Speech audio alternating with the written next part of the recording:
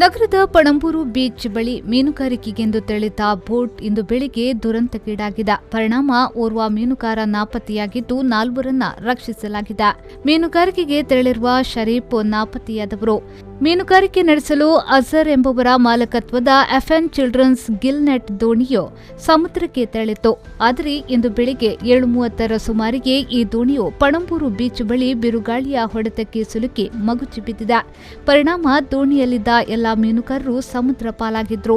ತಕ್ಷಣ ಸ್ಥಳೀಯರು ಕಾರ್ಯಾಚರಣೆ ನಡೆಸಿ ಅಬ್ದುಲ್ ಅಜೀಜ್, ಇಮ್ತಿಯಾಜ್, ಸಿನಾನ್, ಫಿರೋಜ್ ಅವರನ್ನ ರಕ್ಷಿಸಲಾಗಿದೆ. ಆದರೆ ಶರೀಫ್ ಎಂಬುವರು ಇನ್ನೂ ಪತ್ತೆಯಾಗಿಲ್ಲ. ಅವರ ಶೋಧ ಕಾರ್ಯ ಮುಂದುವರೆದಿದೆ. ದುರಂತಕ್ಕೀಡಾದ ದೋಣಿಯನ್ನ ದಡಕ್ಕೆ ತರಲಾಗಿದೆ.